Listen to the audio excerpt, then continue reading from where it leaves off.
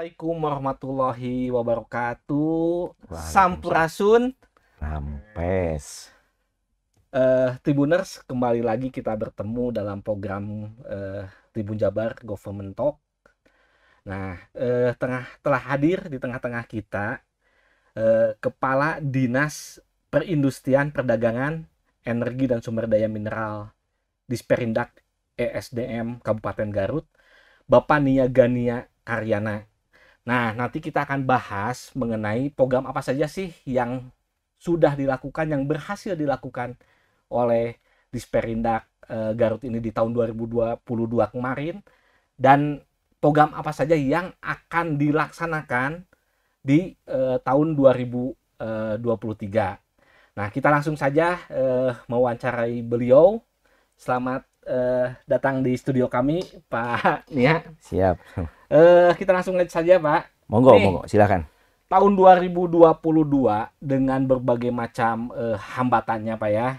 COVID belum selesai dan mungkin pertumbuhan ekonomi juga belum terlalu naik signifikan, Pak. Nah, kita ingin tahu, Pak nih ya, selama tahun 2022 ini program apa saja sih yang sudah dilaksanakan oleh Disperindak Kabupaten Garut sehingga bisa membantu Pemkab ini naik level lah dari segi perdagangan perindustrian.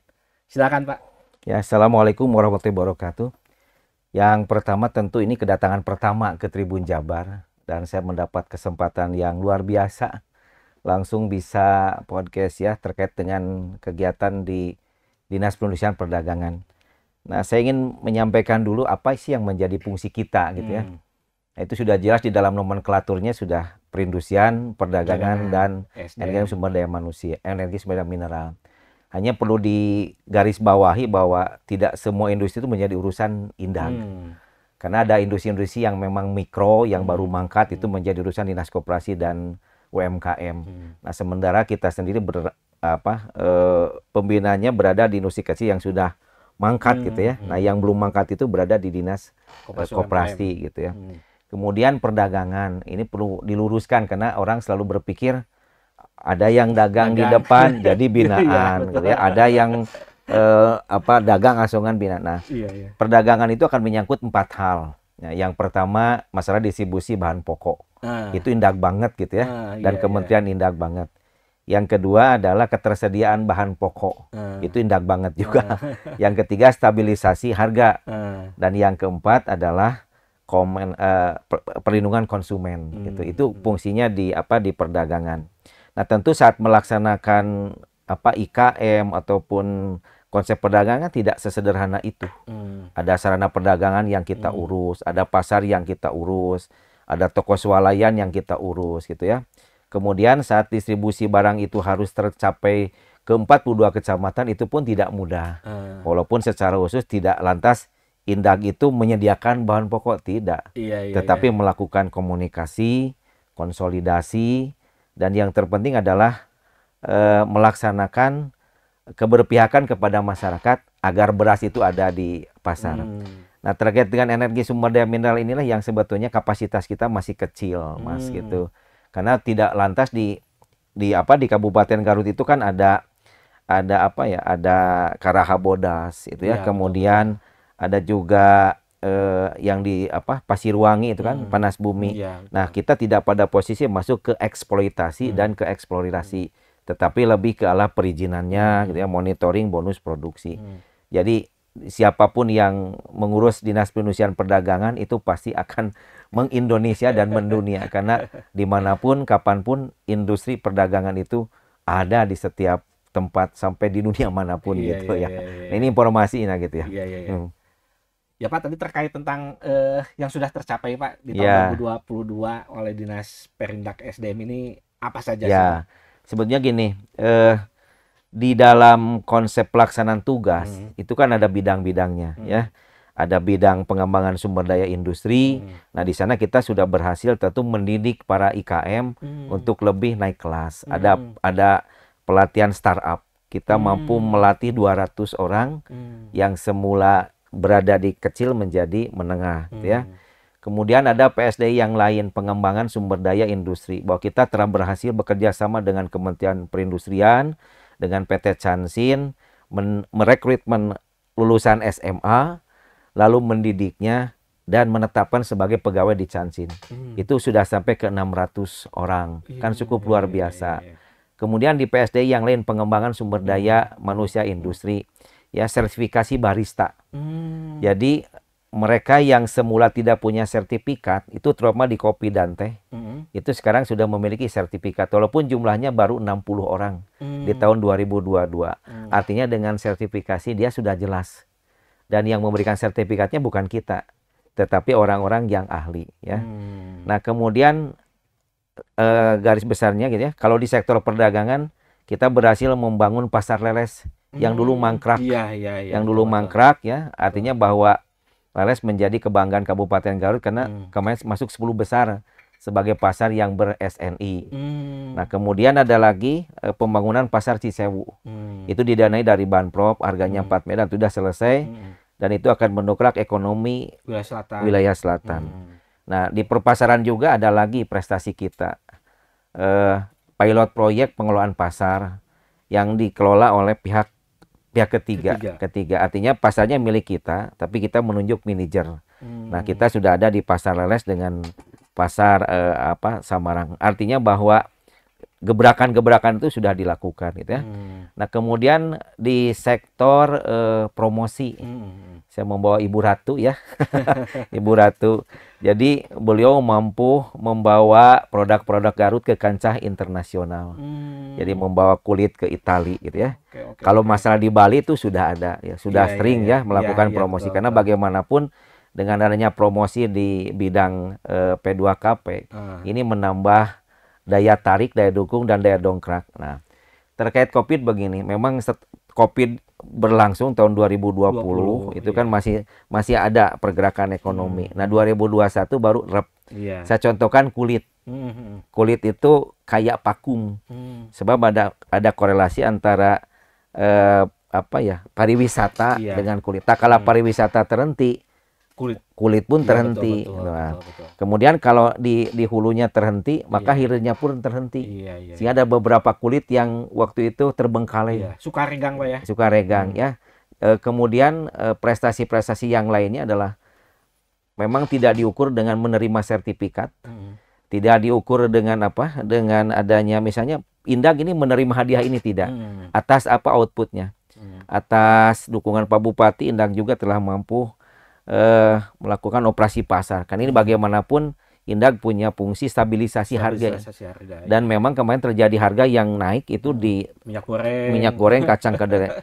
Dan kolaborasi kita dengan kementerian, dengan TNI Polri tetap kan mampu menjaga ketersediaan. Nah, saat distribusi lancar, ketersediaan itu juga bisa dijamin, harga juga terjangkau oleh masyarakat. Itulah prestasi yang luar biasa. Sebab nonsen berbicara industri, nonsen berbicara pengembangan apapun kalau tidak makan. Nah, makan ada urusannya dengan pertanian. Nah, Indag punya pasar 13, 2 pasar milik swasta, dan 85 pasar milik desa. Koordinasi komunikasi dilakukan dan alhamdulillah. Artinya ada, kalau masalah harga naik itu kan sebetulnya tiap hari. Hanya dominasinya di mana. Nah, beras mampu kita tekan. Yang agak sedikit saya ditekan adalah telur. Hari ini sampai 32.000 telur itu ya. Kemudian cabai merah. Kalau di Garut itu 20.000, maka di selatan 65.000 gitu ya. Nah, tapi itu juga jadi kajian yang unik. Kok cabai bisa mahal, padahal tidak semua orang makan cabai, termasuk saya makan cabai. Jadi kalau berbicara keberhasilan, mudah-mudahan tidak diukur dengan diterimanya sertifikat penghargaan. Ya, gitu ya. Karena Indag itu baru menerima, kalau penghargaan itu baru 1 tahun ini. Yaitu pasar 10 besar pasar ber-SN ini. Nah, sementara aspek yang lain mungkin diukur dari outputnya. Betul. Output. Nah, outputnya adalah bahwa ya memang Garut stabil kemarin. Sewaktu minyak goreng itu langka, dengan kerja keras berbagai pihak ya, dukungan TNI Polri dan Pak Bupati, itu mampu kita menyediakan minyak goreng gitu. Seperti itu. Iya. Oke, Pak, mumpung bicara tentang stabilitas harga, Pak ya. Ke depan akan ada Ramadan, Pak nih. Ya. Seperti apa Pak gambaran Bapak sebagai Kadis Perindak, Pak? Ramadan tahun. Jadi gini, secara ekonomi itu kan kalau kenaikan harga itu berdasarkan supply dan demand. Jadi ada inflasi berdasarkan tarikan permintaan, ada inflasi berdasarkan tarikan penawaran, ya. Nah, untuk tarikan permintaan itu dikarenakan jumlah konsumsi meningkat. Dan biasanya ketersediaan bahan di pasar menjadi nurun itu naik. Dan di Ramadan itu terjadi kenaikan harganya sesaat. Dan PDRB pun naiknya sesaat. Nah, setelah Ramadan biasanya turun lagi. Nah, apa yang dilakukan? Yang pertama ya koordinasi dengan Dinas Pertanian terlebih dahulu. Bagaimana ketersediaan bahan baku lokal bisa disediakan. Dan yang kedua, koordinasi dengan para distributor dan supplier. Nggak ada lagi kekuatan karena mereka lah yang memiliki kemampuan modal, kemampuan menyediakan bahan pokok. Nah, sampai saat ini alhamdulillah saya sudah 3 tahun menjadi kepala dinas, berarti sudah 3 Ramadan. Kenaikan harga terjadi pasti. Hanya tidak pernah terjadi kelangkaan dan habisnya bahan baku. Dan yang dominan adalah bahan baku makanan biasanya. Kalau passion biasanya masyarakat tidak mau tahu dengan diskon segala macam. Yang penting beli. Uniknya Ramadan di sana.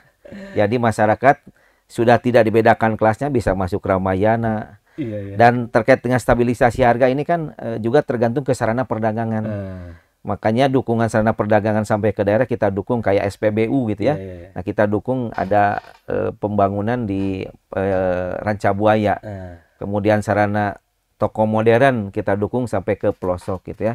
Walaupun orang kadang-kadang agak alergi dengan toko modern ya, toko modern menyaingi toko-toko kecilnya. Sekarang tinggal bagaimana sebetulnya toko modern itu punya keberpihakan kepada toko-toko yang kecil itu. Misalnya produknya tidak boleh sama gitu ya. Kemudian harganya tidak boleh di bawah harga harga pedagang biasa gitu ya.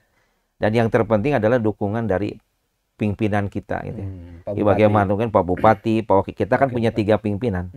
Pak Bupati, Pak Wakil, Pak Sekda. Karena bagaimanapun setiap pemerintah daerah kan ada TPID, tim pengendalian inflasi daerah. Bagaimanapun kan pucuk pimpinannya adalah pemerintahnya bupati gitu. Walaupun Garut belum masuk sebagai 10 besar penanganan inflasi, tapi minimal inflasi di Garut terkendali gitu. Gitu. Sampai saat ini terkendali dan untuk Ramadan juga harga bisa dijamin bisa. Insya Allah. Bisa kan berdasarkan pengalaman ya, kemudian berdasarkan ketersediaan. Nah, kenapa kita yakin? Kan update bahan pokok itu setiap hari, update harga setiap hari. Jadi kita menekankan para UPT yang menjadi bagian dari pengelola pasar itu menyampaikan harga. Nah, dari sana kita sudah bisa melihat berapa perkembangan harga di Pamengpeuk, berapa perkembangan harga di Cisewu, itu ada update harga setiap hari. Dan harga ini berjenjang. Dari Indak disampaikan ke bagian ekonomi, dari bagian ekonomi disampaikan ke Dinas Perindustrian Jawa Barat, dan itu bisa diakses. Dan menjadi satu bagian laporan yang juga Bank Indonesia bisa mengetahui gitu. Jadi gitu. Siap. Pak, untuk tahun 2023 Pak, program apa saja yang jadi andalan di Sperindak ISDM untuk dilaksanakan Pak? Ya. Kan ada program rutinitas nih, pembinaan IKM, ada program lanjutan, kemudian ada program pelengkap, dan ada program yang memang menjadi pokok utama. Nah, pokok utama Indak itu kan sesuai dengan fungsinya pembinaan IKM. Tapi tidak hanya pembinaan IKM, promosi gitu ya. Garut Festival yang kemarin itu menjadi salah satu ide Pak Bupati yang harus berkesinambungan. Kalau untuk tahun depan kan ini harus dikaitkan dengan pelepasan Pak Bupati sebagai bupati ya gitu. Kemudian unggulan itu tetap digitalisasi sebetulnya. Makanya hari ini kita rapat itu untuk membicarakan bagaimana produk Garut itu bisa sampai ke luar negeri. Nanti saya mohon Ibu Ratu juga bisa testimoni di acara ini. Karena bagaimanapun beliau punya di tahun 2023 ini punya unggulan sebagai amanat pimpinan untuk membesarkan produk. Jadi biar beliau sendiri yang cerita, kayak promosi di pesawat gitu ya. Oke, saya bisa menampilkan kan Ibu Ratu untuk bisa bergabung. Siap. Bisa gabung Ibu Bu Kabid ya? Kabid P2KP. P2KP. Silakan. Nah, kali ini sudah hadir juga Ibu Kabid, Ibu Ratu. Nanti beliau memperkenalkan diri. Silakan Ibu. Yang jelas bubukanya seperti ini. Jadi saya membawa Ibu Ratu karena beliau cerdas, Pak. Oh iya. Jadi kalau punya staf yang cerdas itu, pimpinan tinggal punya kebijakan. Iya. Lari lebih kencang Nanti ya, Ibu gitu Ratu kan. menyampaikan perkenalan, Iya, tugasnya apa, kemudian tahun 2023 seperti apa, 2022 Siap. Monggo. Siap. Mangga Ibu boleh memperkenalkan diri dulu Ibu, silakan. Nama saya Ratu Ayu Dinarwira Pertiwi, cukup Iya. panjang, Iya. tapi Ibu Ratu ya, cukup dipanggil dengan Ibu Ratu aja.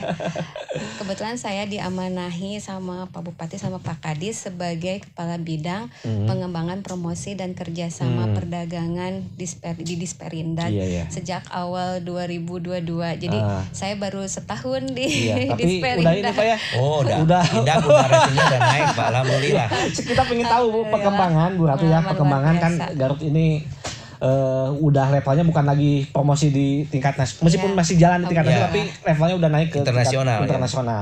Ada ekspor sari pisang ke Betul. Malaysia, Iya. pakaian ke Nigeria dan Nigeria. Kenya, Iya. kemudian produk kulitnya itu udah sampai ke Italia. Ya, alhamdulillah. Nah, sejauh ini perkembangannya seperti apa, Bu? Tentang ekspor yang dilakukan Disperindak Garut hingga ke mancanegara, Bu. Alhamdulillah Pak ya, waktu itu tahun sekitar pertengahan tahun 2022 waktu itu ada kegiatan W20 yang W20 yang W20 di side Bali itu ya. eventnya G20 waktu itu puncak kegiatannya untuk yang W20 itu di Medan.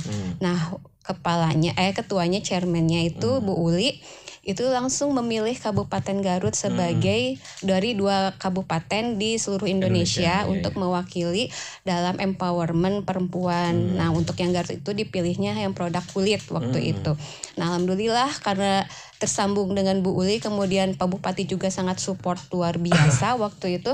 Jadi kita mempersiapkan berbagai macam produk kulit yang memang sudah layak untuk go internasional. Nah, dibawalah di pameran di Medan waktu itu di mana di Danau Toba. Nah dari situ itu ternyata ada salah satu asosiasi kulit dari Milan, Italia gitu yang berminat gitu untuk mengajak kerjasama dengan Kabupaten Garut. Waktu itu asosiasi kulitnya itu adalah Unik, bahkan ketua Uniknya sendiri gitu yang mengajak kerjasama. Dan salah satunya itu dimulai dengan mengikuti pameran dagang di Milan, Italia. Iya, pamerannya di Linea Pelle waktu itu. Itu adalah salah satu pameran kulit terbesar di dunia, Pak. Tapi itu hanya untuk produk kulit tersamak. Ya, Pak Bupati sangat ini sekali ya karena memang menurut sejarah kan memang kulit Kabupaten Garut itu adalah kulit yang terbaik, Pak.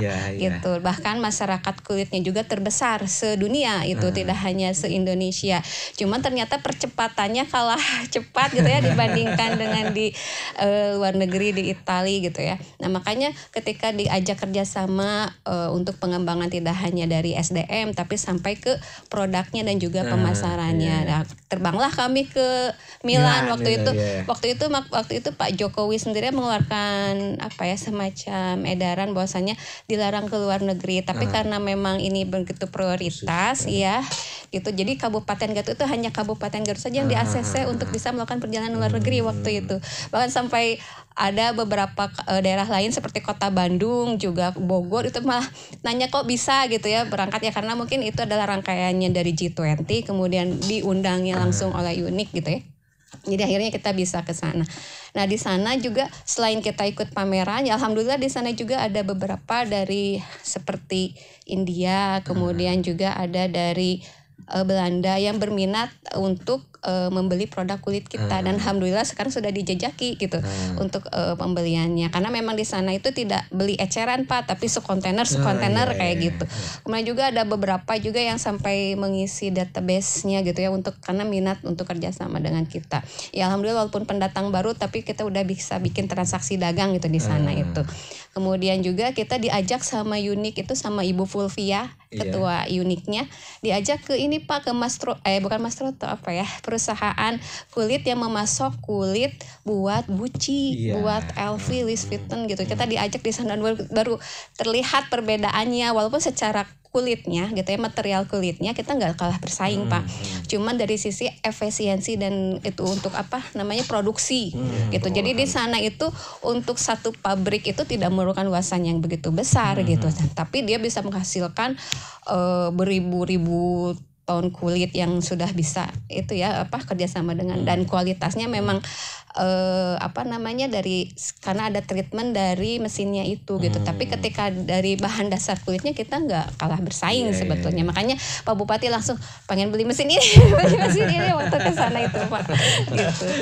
Nah udah dari situ ya alhamdulillah gitu ya ada kerjasama itu. Kemudian kemarin yang di Garut Festival alhamdulillah tersambung dengan salah satu eksportir gitu Pak.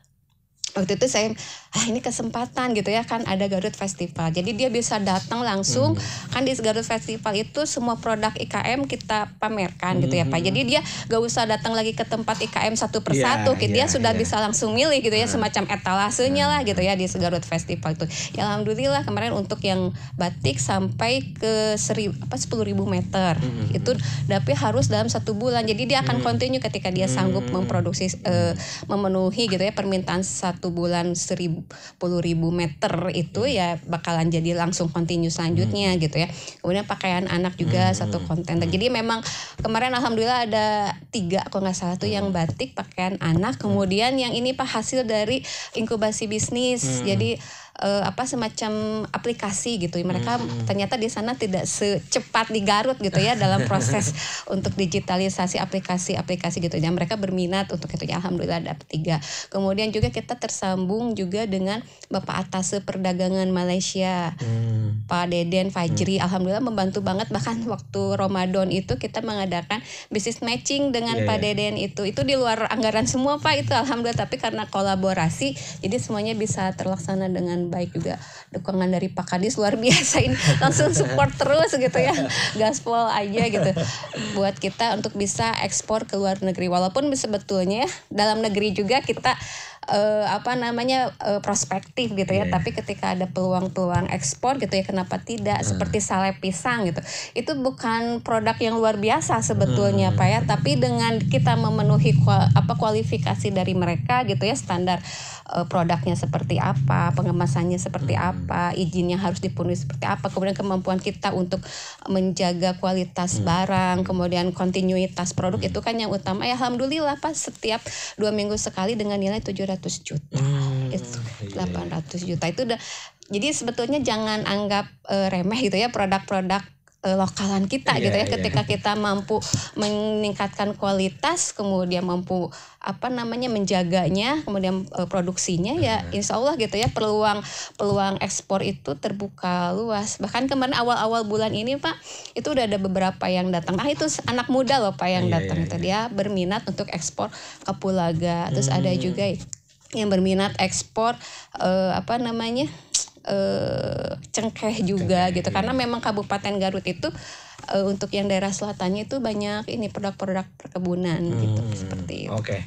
Ibu Bu Ratu tadi Pak Kadis sedikit menyinggung tentang promosi Pak salah satunya promosi di pesawat gitu ya.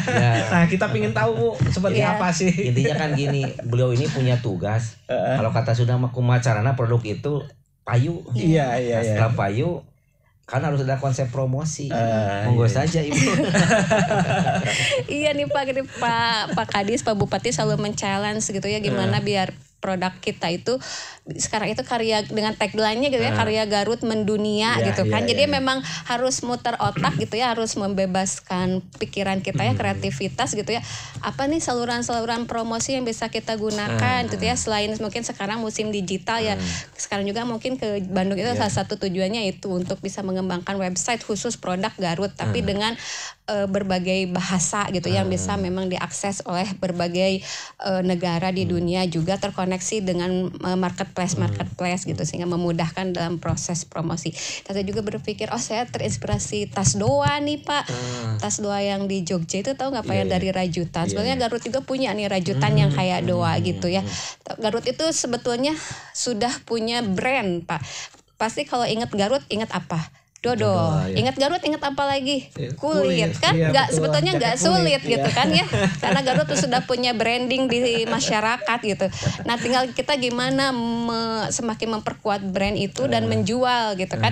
Tidak hanya cukup ingat dodol tapi nggak beli misalnya kan gitu. Ingat Garut sebagai kulit tapi nggak dibeli kulitnya. Nah, kita ingin sampai adanya transaksi seperti itu.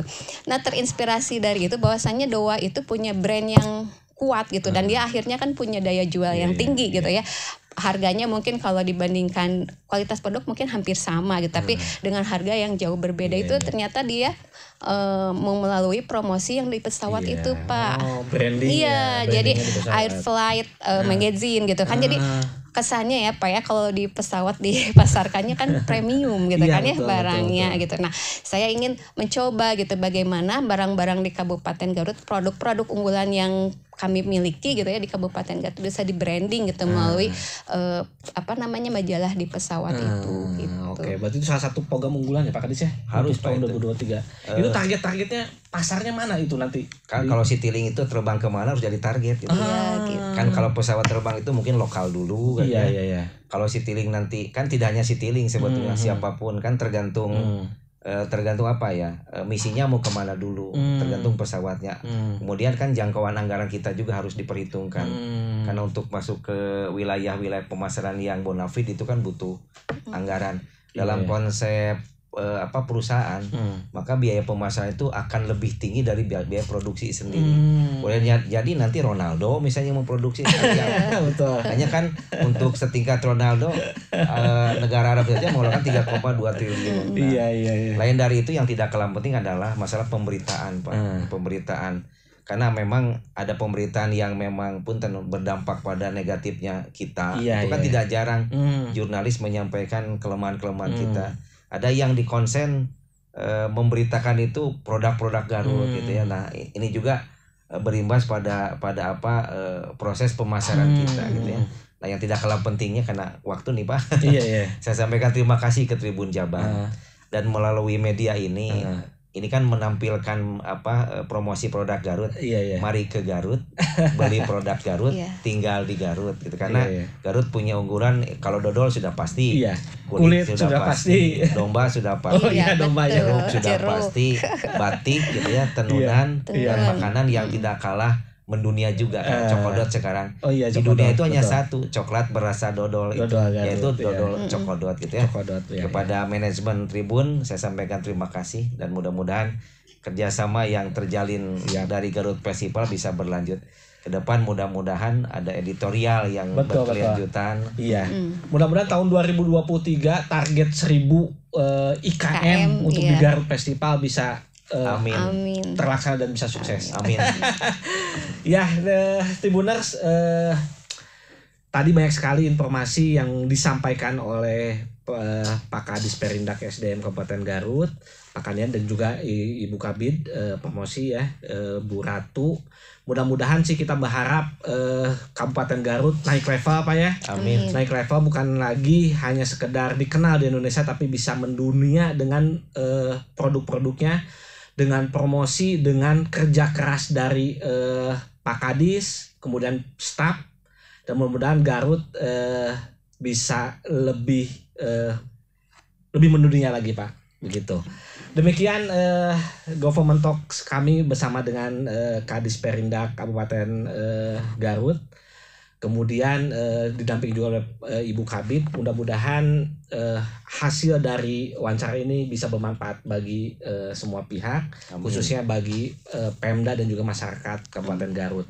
Saya Oktora Feriawan, News Manager Tribun Jabar, mohon pamit. Sampai ketemu lagi di program Government Talk selanjutnya. Wassalamualaikum warahmatullahi wabarakatuh. Waalaikumsalam warahmatullahi wabarakatuh.